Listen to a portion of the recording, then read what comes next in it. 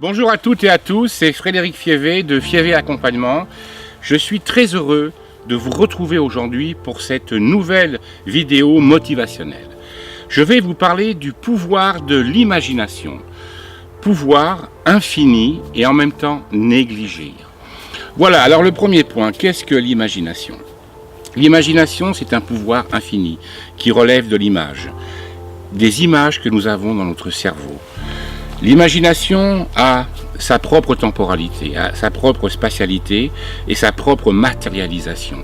Contrairement à la raison logique, à la raison binaire, elle répond à d'autres dimensions. Et c'est pour cette raison qu'elle a été négligée, voire maltraitée pendant des siècles et des siècles par la littérature et la philosophie. Il faut attendre les philosophies des nouvelles pensées, ainsi que les dernières recherches pour se rendre compte qu'il a une puissance infinie sur le devenir de ce que vous voulez être. Vous imaginez tout le temps. Votre pouvoir de l'imagination, vous le possédez. Vous êtes constamment en train d'imaginer. L'imagination est en amont de toute chose dans votre mental. Elle est en amont de votre réflexion, elle est en amont de vos pensées. Nous sommes constamment, mentalement, dans un flux ininterrompu de représentation, d'émotions et d'intentions. Si vous vous arrêtez un instant sur votre mécanisme interne, vous verrez que dans une discussion, il y a constamment une représentation des choses que vous vous faites, qui est toujours associée à un affect et qui ensuite est suivie par un désir ou une intention, si minime soit-elle. Donc ce pouvoir, vous l'avez là. Ce que je vous propose pour en prendre conscience, c'est de marquer un petit temps d'arrêt de temps en temps, quand vous êtes en train de parler, quand vous êtes en train de penser, et de faire un petit retour en arrière. Tiens, la pensée que je viens d'avoir, elle vient d'où ? Comment s'est-elle manifestée en moi ? Alors vous allez me dire, oui, mais c'est pas un exercice facile. Si, c'est juste une habitude à répéter régulièrement. Et vous allez prendre conscience ainsi que vos pensées, elles sont tout le temps véhiculé par de l'imagination. Prenons un exemple. Vous avez un de vos enfants qui vous dit « Samedi soir, je sors, je rentre à 23h ». À 23h30, il n'est pas là. Vous avez cherché de l'appeler avec son portable, vous tombez sur la messagerie, évidemment, et vous commencez à vous faire ce qu'on appelle un film. Vous faites un film, vous imaginez des choses, vous pensez à des choses, et bien entendu, nous avons été éduqués, conditionnés à avoir une pensée orientée, dans ces cas-là, vers des choses négatives. Vous imaginez qu'il est arrivé quelque chose. Vous êtes en train de produire ce flux ininterrompu, vous avez des émotions afflictives qui y sont associées, et vous avez des intentions qui commencent à naître. Genre, je ne laisserai plus sortir, faut que j'aille le chercher, etc., etc. Eh bien, c'est tout le temps comme ça. Vous avez ce flux ininterrompu. Donc régulièrement, prenez-en conscience. Alors, cette imagination, elle a été décriée. Là, c'est du fantasme, parfois associé à du délire, c'est irrationnel. On a été conditionné à utiliser la raison logique et binaire. Il va falloir réorienter tout ça. Après les exercices de prise de conscience que je viens de vous proposer, eh bien, dans l'exemple que je vous donne, votre enfant qui devait rentrer à 23h et qui à 23h30 n'est pas là, de prendre l'habitude, sur des exemples peut-être plus simples, de prendre l'habitude de se dire « Tiens, je suis en train d'imaginer », de porter votre attention sans jugement, sans disqualification, sur la dimension négative que vous êtes en train de nourrir en vous et d'y placer éventuellement des images plus positives. Vous pouvez imaginer qu'il était en train de faire des choses avec grand plaisir, qu'il était en train de partager des moments importants de vie avec ses amis, ou qu'il était resté un petit peu plus longtemps dans les bras de son copain ou de sa copine.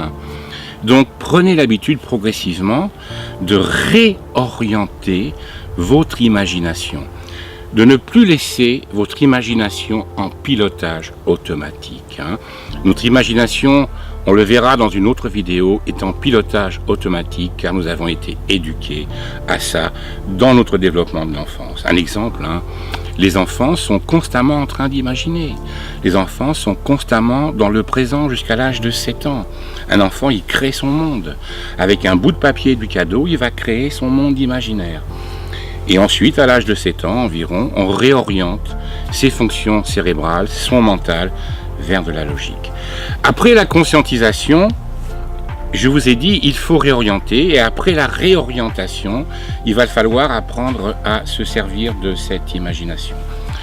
Là, progressivement, à la suite des 2 premiers exercices, vous allez apprendre à semer des bonnes graines dans vos structures mentales, dans votre imagination. Vous allez commencer à souhaiter des choses pour vous, des choses idéales, des choses sans limite. Comme je vous l'ai dit, il est infini le pouvoir de l'imagination. C'est un pouvoir de création. Rappelez-vous, tout ce qui existe dans notre société et sur la planète Terre, avant d'être pensé, avant d'être créé, ça a été imaginé consciemment ou pas. Toutes les grandes recherches ont d'abord, et les grandes trouvailles en sciences ou ailleurs, ont d'abord été imaginées. Donc ce que je vous propose, c'est régulièrement de prendre un temps dans un état de détente. Si vous avez écouté la première vidéo, vous prenez refuge dans cet espace sacré que vous vous êtes créé et vous semez des bonnes graines. Vous semez des bonnes graines.